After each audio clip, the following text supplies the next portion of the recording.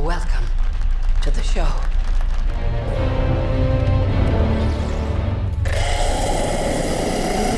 A man is running through a dark forest in Ireland. He seems frightened despite constantly encountering signs with the words "point of no return" and various numbers, indicating either directions or distances to something. However, he fails to escape. Darkness quickly envelops the surroundings, a flock of birds flies overhead, and he falls into a pit. In the next moment, an invisible force grabs him and drags him away. Elsewhere in the country lives an artist named Mina who works in a pet store. One day, her boss asks her to deliver a rare parrot to a zoo in a neighboring city, and Mina agrees. She takes the bird home for the night. There, she tells the parrot that her mother died 15 years ago. Suddenly, the bird starts to respond. In the evening, Mina puts on a wig and goes to a bar where she introduces herself to a guy with a fictitious name, claiming to be a ballerina. In the morning, Mina apologizes to the parrot for her behavior, saying the real her would probably not be liked. Finally, the pair set off on their journey. On the way, her sister Lucy calls, reminding her that she has family and nieces who love and await her. Mina continues driving and eventually ends up on a road leading into an old dark forest. Unexpectedly, the car breaks down and stalls, and the connection also mysteriously cuts off. Taking the parrot's cage, Mina steps onto the road to seek help, but the forest is dark and empty. When she returns to where she left the car, the road is deserted. Mina continues to wander through the quickly darkening area, talking to the bird to keep herself cheerful and suggesting they name it Darwin. Suddenly, she notices a woman running past and decides to follow her. Mina catches up with her near a small forest cabin, and the woman, opening the door, orders her to come inside quickly if she wants to live. Naturally, Mina rushes into the cabin. The elderly woman is named Madeline. She has been living here for some time with two other young people, Ciara and Daniel. She immediately orders Mina to stand in front of a mirror because the watchers cannot enter inside but observe from outside, coming every night after sunset. Standing by the mirror, Mina suddenly hears sounds like applause. Madeline confirms her suspicions. The watchers are applauding the appearance of a new object. In the morning, Mina announces that she intends to leave. Although the others assure her it's impossible, she heads into the forest. Madeline catches up with her, explaining that the forest causes hallucinations, but it is possible to survive here. The signs scattered throughout the forest mark the boundary from which a person can reach the cabin before dark. But if you go beyond the boundary, there will be no way back. They were made by a man named the Professor, but where he is now, no one knows. That night, Daniel puts on a show for the watchers, presenting them with the newcomer, but they ask her to behave as usual. Meanwhile, Ciara turns on the music and dances, as she does every evening. Mina, on the other hand, finds discs with recordings of Love Search TV shows. In the morning, she and Ciara go to gather medicinal herbs because her missing husband asked the girl to take care of Daniel. Then the man went to search for a way out and disappeared. Ciara explains that recently they found strange burrows scattered throughout the forest. That's where the watchers go during daylight hours. She believes she has been in the cabin for almost 5 months. Later, Madeline announces the safety rules. Never leave at night, never open the doors for anyone, always try to stay in the light. A strange life begins with entirely identical days. Mina watches endless shows and often stands staring into the mirror. One day she knocks on it, and immediately there is a knock on the door. Madeline orders everyone to freeze and everything stops. The next day she and Daniel go hunting. The boy tells her that Madeline used to work at the university, so she considers herself a know-it-all. But she has been living here the longest. Daniel himself has been in the cabin for 8 months, but has never seen anyone. After listening to the boy, Mina convinces Daniel to help her explore a burrow. Using a rope, Mina descends, explores it, and finds old items, newspapers, toys, pieces of electronics, and an old bicycle, which she ties to the rope and sends up. But then strange sounds, similar to those heard at night outside the cabin walls, echo from the darkness. Mina screams and the rope falls at her feet. Climbing out into the light, Mina leaves the dangerous place, and they calmly examine the items. With the bicycle, it might be possible to escape from here, but Madeline has a rather strange reaction to this.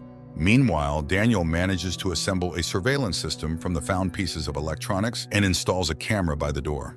At night, everything goes as usual. Ciara dances when there is a knock on the door, and Daniel suggests that a person has come. Madeline forbids opening it, but they hear the voice of Ciara's husband. Ciara tries to prove that it is John by asking him what book she is reading, but he does not answer. Although they bought this book together on his advice, the man begs to be saved from death. Ciara asks to look into the camera, but when he leans towards it, something drags him into the forest. Immediately, there is a knock on the mirror, stronger than ever before. Madeline stands in front of the people, as if shielding them, and the knocking stops. In the morning, Madeline throws the bicycle into the burrow, demanding that they no longer break the rules. Later, Mina recalls her sister and mother, who invited the girls for a car ride.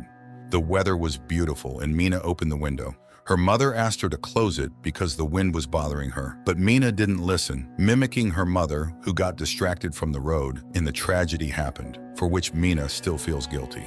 Winter soon arrived. The days grew shorter, the nights colder, and food became increasingly scarce. Quarrels began to flare up among the cabin's inhabitants.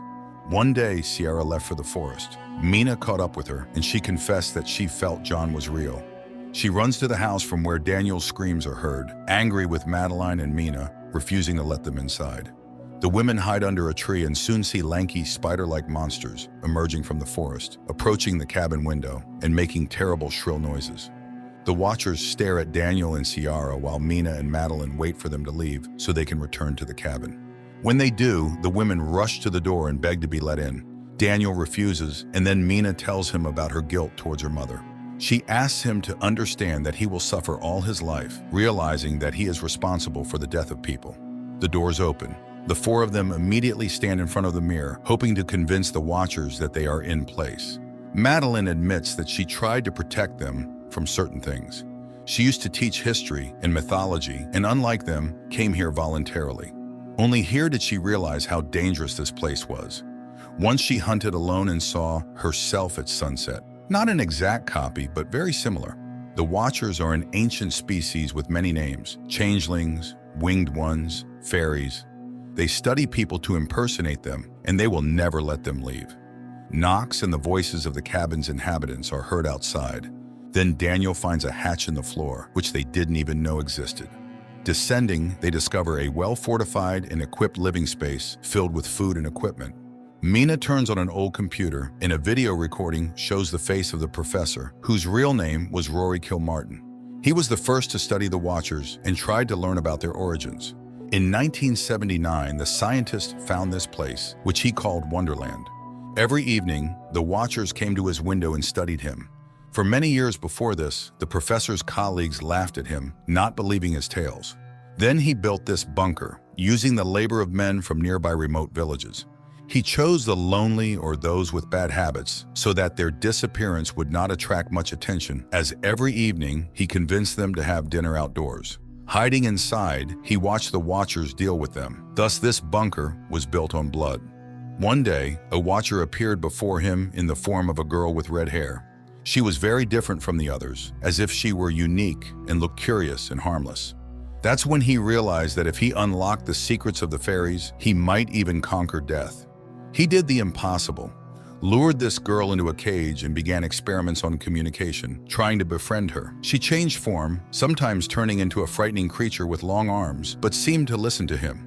Gradually, she became close and understandable to him. But now the professor realized he had achieved nothing significant and was ready to end his life. He hid a boat by the river, and this is the only way out. Just follow the birds. He asked the survivor to go to his university office and destroy all the documents found there. And now he will go to her and stay here forever. In the last recording, they see Kilmartin climbing up. Gunshots are heard, and then all is quiet. Realizing that this is their last night in the forest, Sierra turns on the music and invites Daniel to dance, but he seems upset about leaving. He says his family is dysfunctional and he has nowhere to return to. Then the girl offers to let him stay with her for a while until they find him a good occupation and place to live, as they have become good friends. In the morning, the group sets out to escape, guided by the signs and Mina's parrot, whom she asked to lead them. Soon they reach a massive stone disc in the ground, covering the entrance to a huge tunnel.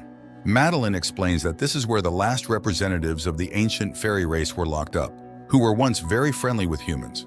After many centuries, they managed to surface, but now the friendship has turned into hatred. They stay here because they are held by magic, so they need to run far away. They walk all day, dusk falls, but there is no river or boat in sight. It starts raining and they fall into despair when they see huge flocks of birds flying in one direction. They run after them and reach the river. The women rush to the boat when Daniel hears screams behind him and sees John. He returns for him, rejoicing that the man survived, but it turns out to be a changeling. The women scream, begging Daniel to run, but he doesn't hear and dies at the hands of the Watcher, who then takes on his form while Madeline, Mina, and Ciara sail down the river. The women wake up in the boat and see that they have returned to civilization. They stop a bus and ride to the city, listening to music and only now realizing that it's over. Later, Mina goes to the university where Kilmartin worked, posing as his niece to enter his office and fulfill his last request. There, she finds more documents, photos, and a recording in which he discusses the fairies and the fact that there are still half-blood children in the world. Mina finds a stack of photos and, looking at them, seems very surprised. In the evening, Mina goes to Ciara's house, showing a photo of Madeline from the professor's belongings, explaining that it is his wife who died several years ago. So the Madeline they lived with in the cabin was a special fairy capable of moving during the day. It was she whom Kilmartin caught. He couldn't kill her, and she took on Madeline's form to return to civilization. Then a car pulls up to the house, and the real Ciara gets out, while the one she's talking to is actually a fairy. Realizing she has been exposed, the fairy knocks Mina out and changes shape again, turning into Daniel. They just want to live like other species, but due to human hatred, they are forced to stay underground. The fairy turns into Kilmartin and goes to Mina. In the house, the fairy transforms into her and prepares to kill the girl. But Mina says that there are others like her somewhere because she is half human and acknowledges that it was unfair of humans to banish the fairies from their world. The fairy softens and spreads her wings, admitting that Mina might be right, and she flies away. Mina revives Ciara. Later, she reunites with her twin sister Lucy, finally forgiving herself for their mother's death. She tells her about her experience, admitting that she still sees Madeline appearing in the forms of other people. Her nieces arrive to show Mina a drawing of her and Darwin, whom she still keeps as a pet. Meanwhile, outside, a girl with red hair appears, looking at their apartment windows and taking on the form of a girl with a strange face. This is probably not a horror movie, but rather a scary bedtime story when a child doesn't want to sleep and asks for something frightening. Everything builds up slowly and tastefully, but the ending unfolds somewhat mundanely, although mysteriously.